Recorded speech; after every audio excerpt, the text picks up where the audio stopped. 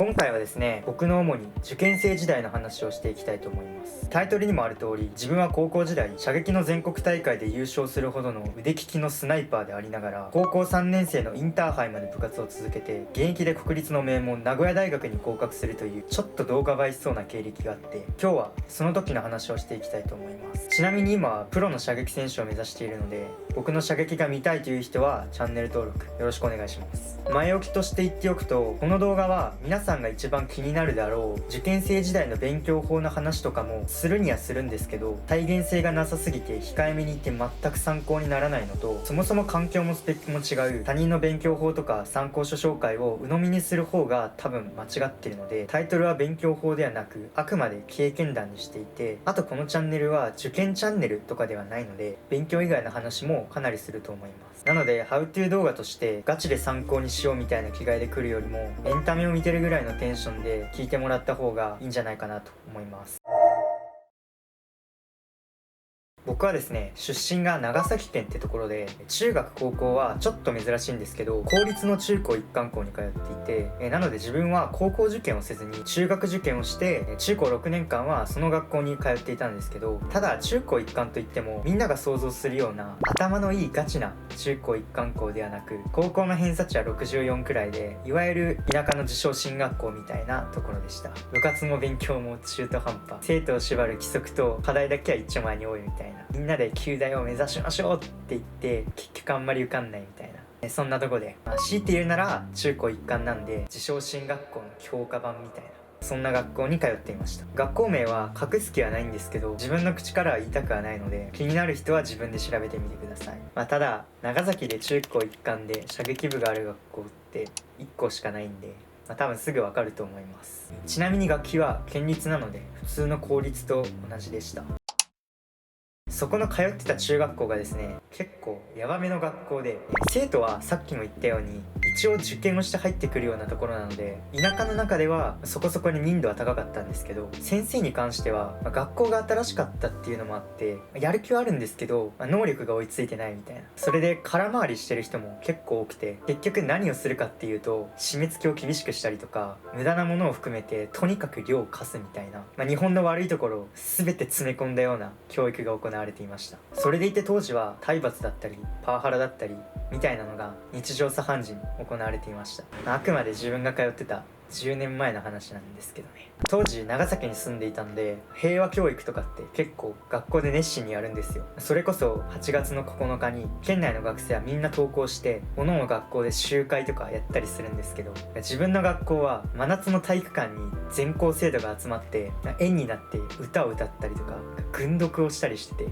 当時真夏だしクーラーもない体育館に学生を袋詰めにするんで、熱中症になってバンバン人が倒れるんですけど、それはまだ序の口で、気の緩んだ生徒がいたら連行して教育的指導が行われてて、暴力で争いは解決しないって学んだそばから学生が教師に暴力を振るわれるっていう、体を張ったギャグが繰り広げられていましたね。この時に戦争は絶対なくならないんだっていうのを身をもって知るっていういい経験でしたね。自分は小学校から部活でサッカーをやっていたんですけど、学校よりも部活での体罰だったりパワハラがひどくて、とにかく気が休まらなくて、毎朝お腹が痛くなってそのままトイレで失神したりとか、ストレスが極限に達して40度の熱が2週間下がらなくて、その間学校に行けなかったりとか、サッカーのプレーでミスをしたら怒られるんでボールをもらわないように必死にピッチの中を逃げてましたね。もらわないともらわないで怒られるんですけど、そんなに嫌ならやめればいいじゃんって話じゃないですか。やめるっていうと続けるっていうまで殴られるんでやめれないんですよとにかく逃げ場がなくて、いろいろ追い込まれすぎて自分が死ぬか顧問を殺すかの2択で魔が差したことがあります。何のために江戸時代唯一開国してたんだろうってずっと思ってましたからね。これ YouTube なんで笑いながら話してますけど、普通に今でもトラウマで、夢でもうなされるし、5億円積まれたところで絶対にあの時には戻りたくなくて、もうかれこれ3年4年ぐらい地元には帰ってないですね。結局中学3年生に上がる時に逃げ出すように部活を辞めて、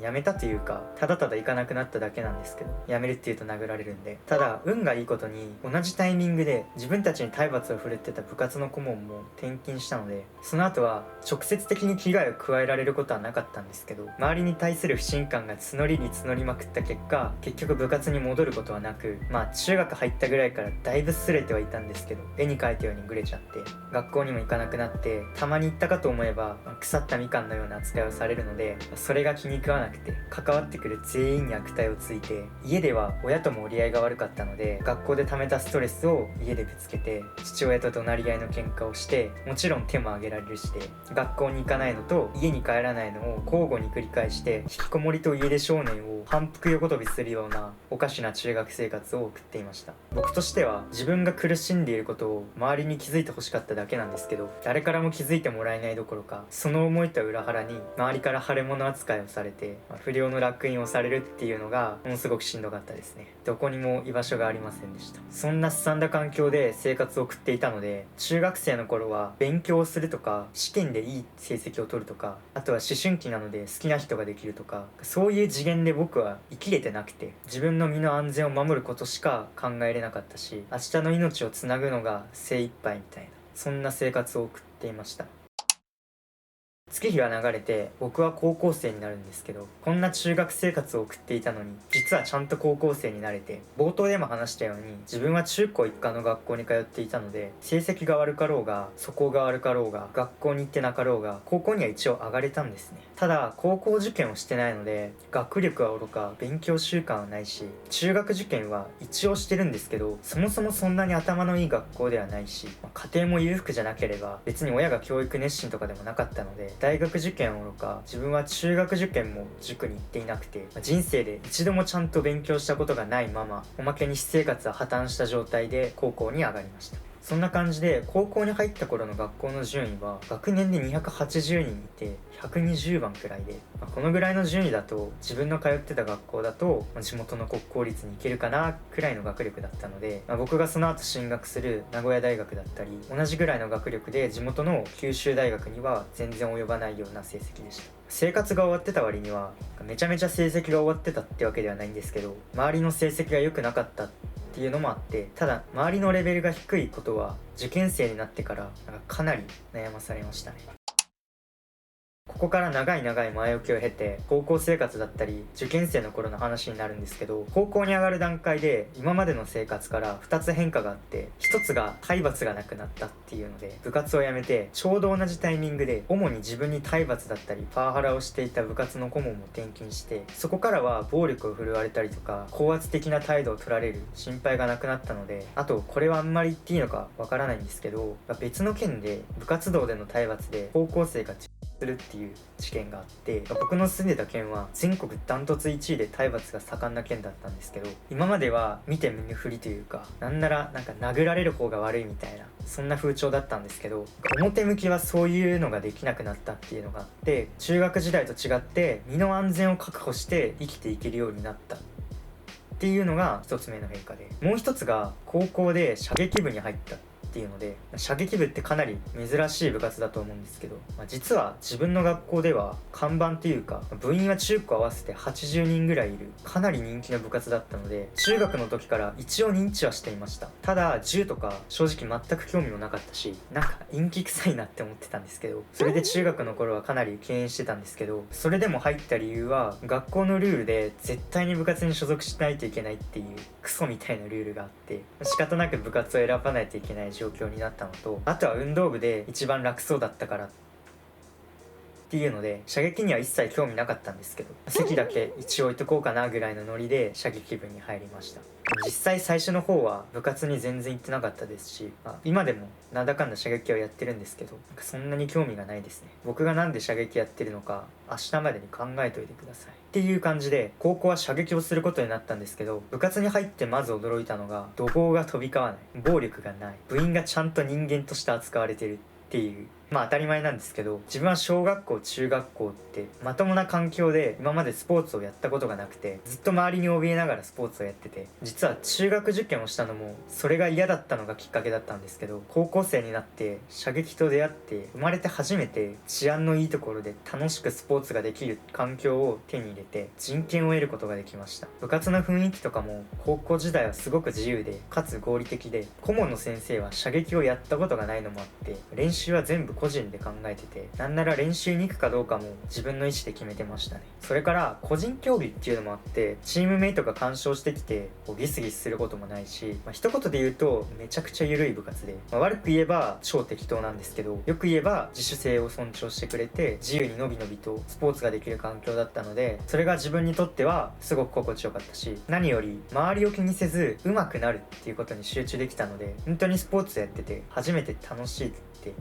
思いましたね。これが高校に入って2つ目の変化ですね。高校に入ってからは射撃を始めて部活に居場所ができたのと、あとは本当に仲のいい友達だけには少しずつ心を開くようになったので、すさんだ心が射撃を通して少しずつ浄化されていきました。今でも基本人のことは信用してないんですけどね。勉強に関してはそんなにはしてなかったんですけど、最低限授業の時間だけはちゃんと勉強しようと決めてて、授業自体は進度が遅かったり劣悪な内容も多かったので、片手間に授業を聞きながら、あとは自分で勝手に問題を解いたりとか、教員が話したことを勝手に頭の中で拡張して遊んだりしてました。なので勉強時間は学校の授業と時々登下校のバスで勉強するくらいで、塾にも行ってなかったし、かといって家でも勉強してなかったので、大学受験をする人とか特に難関大学を目指すような人と比べると極端に少なかったとは思うんですけど、いかんせんちょっと前ぐらいまで学校にろくに行ってなかった人間がちゃんと学校に行ってちゃんと授業を受けてるだけで大きな進歩で、あと授業の時間だけは自分に必要な勉強をいろいろ考えてやってたので、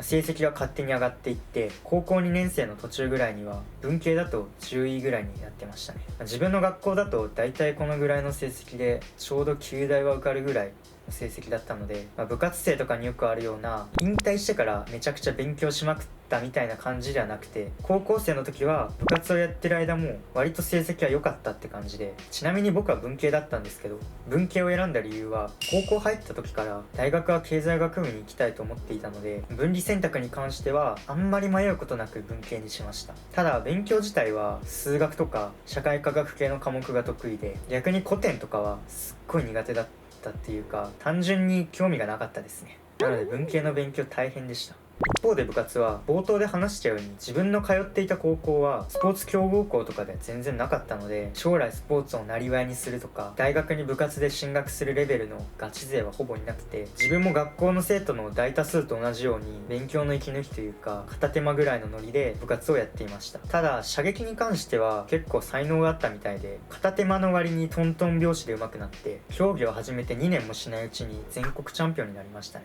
人によっては所詮マイナースポーツだし大したことないとか誰でもなれると思うかもしれないし、実際そんな難しくはないんですけど、ただそういう風にバカにされるのが嫌で、当時は学校の人とか親にも全国大会で優勝したことを報告しなかったんですけど、今まで人生に夢も希望も持てなかった僕にとってこれが初めての成功体験だったので、結構嬉しかったですね。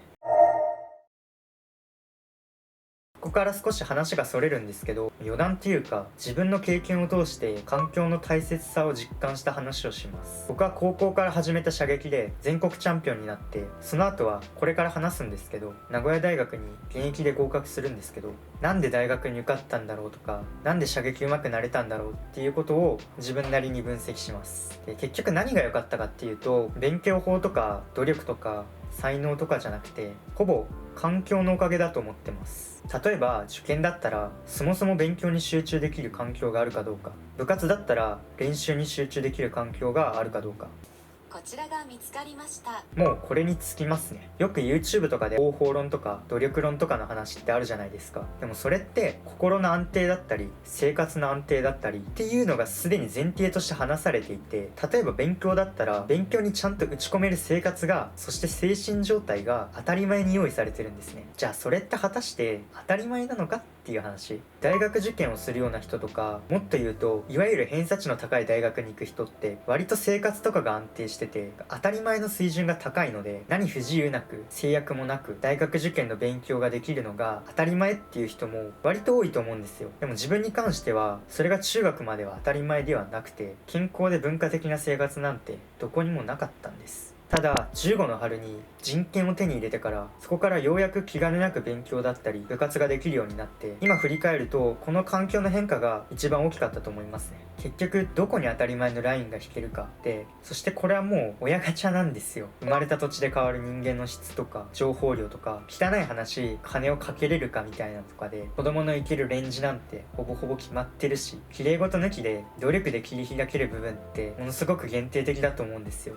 だから受験もしっかり頑張ればなんとかなるなんて僕は全く思わないし、自分が大学に行けたのはそれなりに勉強に集中できる環境があってお金があって大学に行くのが当たり前だと思えてたから行けただけで、そこから名古屋大学に行けたのは自分の才能と努力のおかげだと思ってます。僕は受験生の時に受験をしたいのに塾に行けなかったり、私立の大学を受けれなかったり、なんなら参考書すらろくに買えなかったし、田舎だと教師の質もたかが知れてて授業の進度も遅ければ無意味な歩行とこれまた無意味な課題で自習時間を削ってくるし、勝手に切れて授業放棄したりとか嫌がらせしてくるやつもいたし、家に帰ると酔っ払った親父にだるがらみされるし、不平不満は数えきれないぐらいあったんですけど、でもそれって自分が大学に行けるのが当たり前になってたからこんな不満を抱けてたんだろうなとは思うんですよね。だからある人はよくこんな環境で大学受験乗り切ったなって言うかもしれないし、でもある人は大学に行けて恵まれてるなって言うかもしれないし、結局どこに当たり前のラインが引けるかでその後どこに到達できるかって決まるんだっていうのは実感しましたね。裏を返せば当たり前の水準を上げることが結果を出すための近道かもしれないですね。ちなみに僕が射撃上手くなれた理由は当たり前に練習に集中できたからそれだけなんですけど、でもそれだけでよかったんで。ただこの話で誤解してほしくないのは、確かに環境は大事だけど競争において環境の差を才能と努力とあと運で埋めることは不可能かって言ったら一応可能かもしれないってことですね。環境のせいにするなとか努力すればなんとかなるとかそういう根性論は生産性ないんで、一切言わないとして、具体策として自分が勝負を有利に進められそうな才能がありそうなフィールドを探してみたりとか、才能がなくてもどうしても実現したい夢があるなら努力するのもありかなとは思います。あと同時に環境を変えようとはした方がいいとは思います。僕は環境を変えるために中学受験をして、それでもダメで高校を卒業して地元を出ていきました。あとちなみに大学受験に関しては数ある競争の中では努力値が占める割合は結構大きい部類だと思ってるんですけど、スポーツとかはだいたい 1% ぐらいですけど、勉強は 10% ぐらいは努力でなんとかなるとは思います。以上、話はそれたんですけど環境の重要性についてトークでした。話は戻ってですね、ここから高校3年生になるんですけど、僕の学校は部活をやってる人は大体高3の5月に一斉に引退をしてみんなが受験をするっていう流れだったんですけど、自分は高3の夏の全国大会まで部活を続けました。その期間は受験生でありながら部活生でもあったので、すごいベタなんですけど、受験勉強しながら部活を高い水準で両立するっていうのは大変でしたね。練習とか試合で勉強時間が取れなかったり、学校に出れなかったり、逆に模試とかで射撃の練習ができなかったりとか、遠征に行くと長崎からなんで1週間家に帰れないとかもちょいちょいあって、そういう時は遠征先のホテルで勉強したりとか、あとは高校3年生になってからは移動時間とかも勉強してたんですけど、ただそういうのは承知で部活を続けていたので、勉強自体はそこまで大変ではなかったんですけど、結局高3のこの時期って自分だけ周りの人と違うことをしている時期でもあったので、だから部活の畑だと受験生は自分以外ほぼいなくて勉強やりづらかったりとか、今度は受験の畑に行くと逆に部活をやってるのは自分だけで、なんでお前だけ部活やってんだみたいな冷たい視線だったり、お前みたいなやつがいると足並みが揃わないで教室のど真ん中で吊るし上げられたこともあって、同調圧力というか、どこに行ってもマイノリティ、孤独な戦いを強いられたことが一番辛かったですね。先生とかって論理が通用しないので、揉めたら成績でとりあえずは黙らせてやりましたけど、まともに話ができないとすごくイライラするので神経はかなりすり減らしてましたね。あと同じ時期に悩んでいたのが進路のことで、自分の場合は当然大学受験ってなれなくて、なんでかっていうと高校3年生に上がる春休みに射撃の全国大会で優勝してから風向きが変わって私立大学からスカウトされたりして、いわゆるスポーツ推薦ですね。そこからは選択肢が増えて、スポーツで将来生きていくのもありだなって真剣に考えるようになったんですね。当時2014年で17歳で、2020年23歳の時に東京オリンピックがあって、多分中止ですけど、今まではテレビの向こうの世界のことだと思ってたことが少なくとも目指せる立場ではあるということに気づいて、なので大学以降も第一線で射撃を続けることを第一優先事項に、できるだけ学業も優秀な大学っていうので進路を選ぶつもりで、それで夏まで部活を続けたんですけど、最終的には金銭的な理由とか現実的には将来のこととか、あとは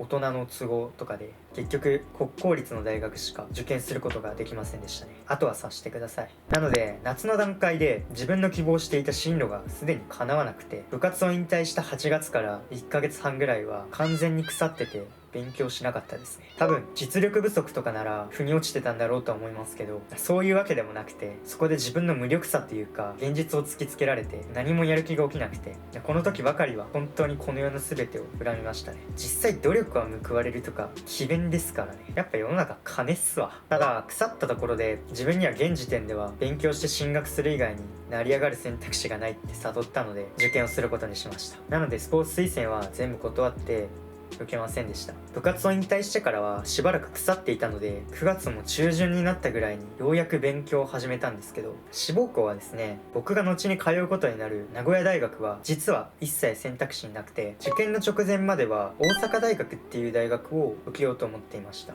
有名な YouTuber の方がいらっしゃるので、 YouTube が好きな人からしたら結構馴染みのある大学かもしれないですね。なんで阪大に行きたかったかっていうと、某 YouTuber の方に感化されたとかじゃなくて、一番は成績がちょうど良さそうだったからなんですけど、あとは九州を出て都会に行きたいなっていうのは考えてましたね。ただ福岡に行けば旧大があって別にそこでも全然いいし、先輩とか彼女とかもいて、むしろ福岡には住みたかったので阪大か旧大かを半々で受けようと思っていました。後に僕が通う明大なんですけど、九州の人間が関東とか関西ならともかくわざわざ名古屋に行く理由もないので、勉強を始めた頃は全く視野に入れていませんでした。明大を受けることになった経緯は動画の最後に話します。それで勉強を始めた頃の成績は、夏に部活を引退してすぐにみんなが受けるノリで九州大学のいわゆる冠模試を受けていて、それが B 判定とかA に近い B 判定とかで、同じぐらいの時期にセンター試験は7割中盤ぐらいは取れていたと記憶しています。ただ成績とか一切残ってないです。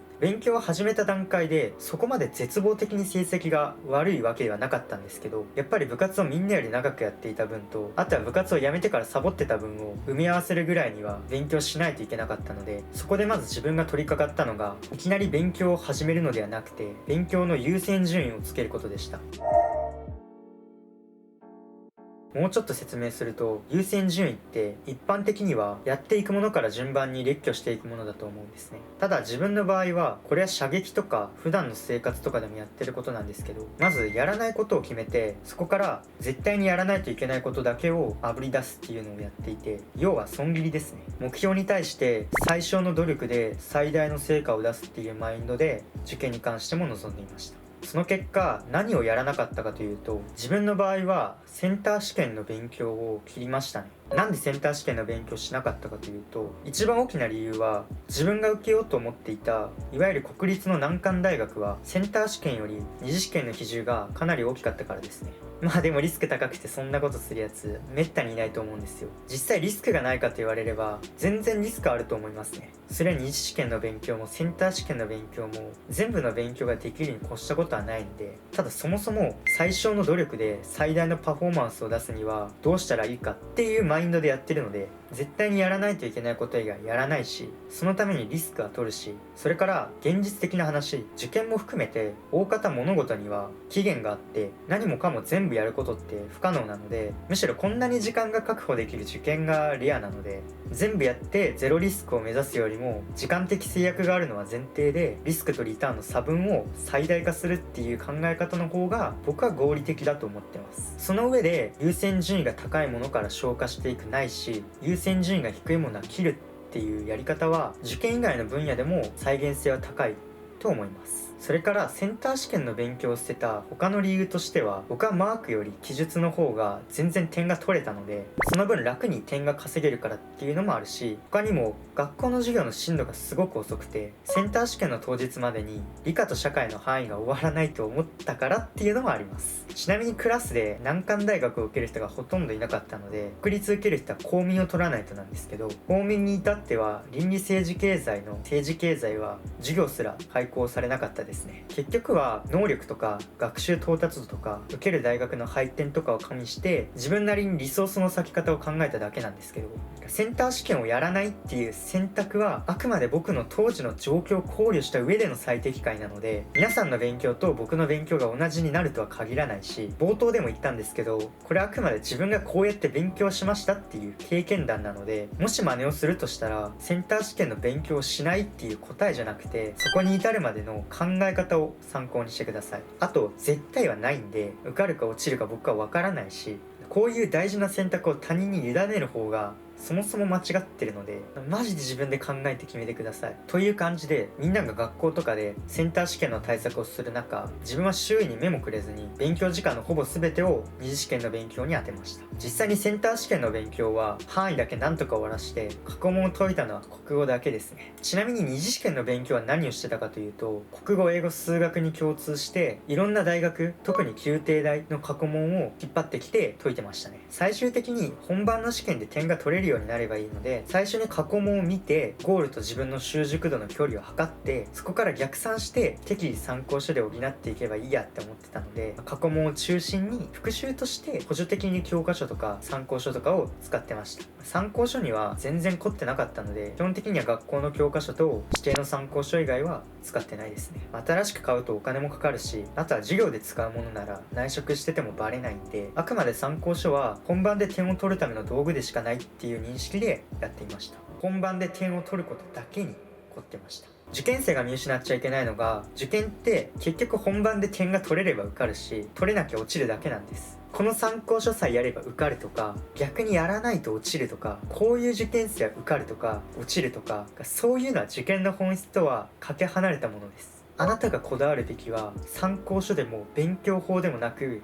本番で点を取ることです。それから設定した目標とかみんなの能力とか育ちとかはそれぞれ違うので、そしたら目標に対するアプローチの仕方も人それぞれ違いますよね。だからこそ自分で必要なことを考えて勉強しないといけない。みんなが同じ勉強するわけがないんです。普通に先生とか親とか、あとは YouTuber が言うことがあなたにとっての正解とは限らないし、僕のやり方もあなたに合わない可能性は大いにあります。あなたの実力も勉強してる環境もわからない以上、特にこれをやった方がいいとか言うのもはっきり言ってわからないんですよ。なので誰かを参考にするのはいいんですけど、盲信して思考停止することがないように、それは僕の言うこともしかりです。それが自分の場合はどうなのか、これ噛み砕く必要があります。たちが悪いのは、自分の方が立場が上になると自分が間違ってるっていうことを疑いもしなくなるから、学校の先生とか親とか上司とか先輩に一生懸命考えたあなたのやり方を頭ごなしに否定されることもあると思います。僕も高校生の時そうでした。お前みたいに我流でやると落ちるとか、なぜみんなと違うことをするのかって吊るし上げられてました。それでも自分の正解は自分で出すようにしてました。今でもしてます。だって人それぞれやるべきことは違うから。そして誰もあなたの責任なんて取ってくれないか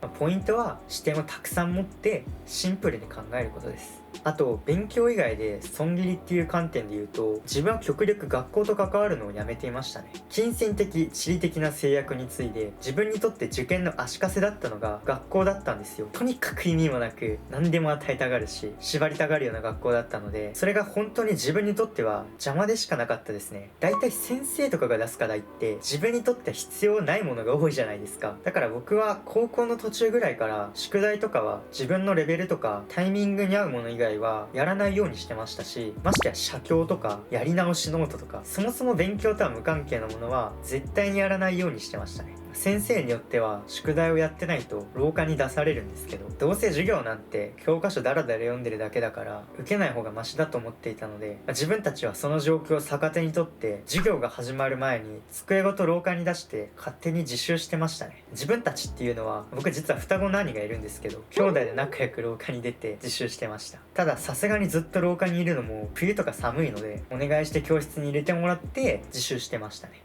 ちなみに兄は現役で九大に受かって今会計士をやってます。動画が伸びたら出てくれるらしいのでよかったら拡散してください。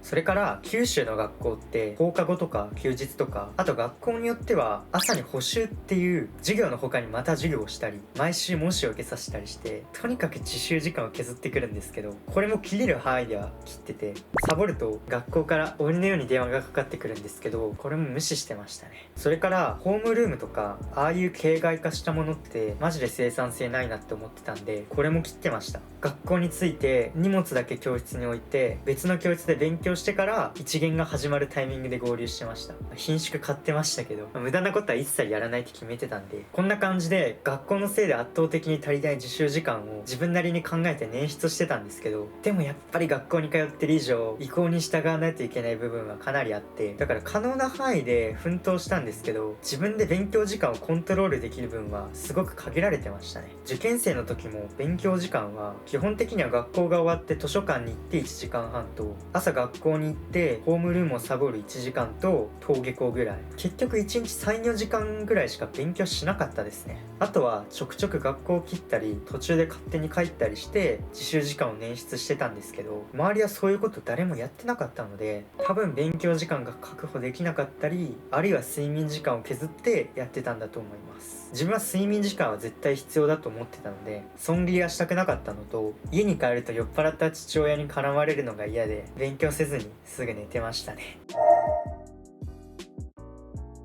僕自身は受験を振り返ってよく頑張った方というか、自分が今までの置かれてきた環境と、あとは親から投資された教育リソースに対してはトップクラスに成果を出した方だとは思ってるんですけど、ただ強いてこうしとけばよかったなっていうのは、もっと学校を切りたかったなっていうか早めに高卒認定取って部活引退したらすぐに学校辞めとけばよかったなって、それだけは後悔してます。損切りしきれなかったことによって自習時間をあまり捻出できなかったこと、それから勉強以外でストレスを溜めることが多かったので、もっと楽できたかなっていうところですよね。最終的に自分は志望していた大阪大学でも九州大学でもなく、なんか似たような感じの名古屋大学に進学することになりました。で、この話のオチなんですけど、僕は名古屋大学に推薦入試で合格したので、秋から勉強時間の全てを二次試験対策に割いたのにもかかわらず、使ったのは全く勉強しなかったセンター試験の成績なので、二次試験は受けてもないですね。最初から推薦入試を受けるって決めてればセンター試験の成績がいるって分かってたので勉強してましたけど、これに関してはセンター試験の1週間前ぐらいに初めて担任の先生に勧めてもらって、そこから出願が決まったので、こういうことになっちゃいましたね。あと結果的に学校は辞めなくてよかったかもしれないですね。知らんけど。こんな感じで紆余曲折あって名古屋大学に進学することになったんですけど、推薦入試の話とか、あと大学に入った後の話とか、今日の話の前の話とか、それから今現在の話とかはまたこれからぼちぼちしていければいいなとは思います。今日はもう長いんでやめます。冒頭で話したようにちょっと特殊な環境で育ったので、ちょっと参考にするのは難しいかもしれないんですけど、とりあえず面白かったなと思ってくれたらチャンネル登録お願いします。じゃあ今日はこの辺で、お疲れじゃん。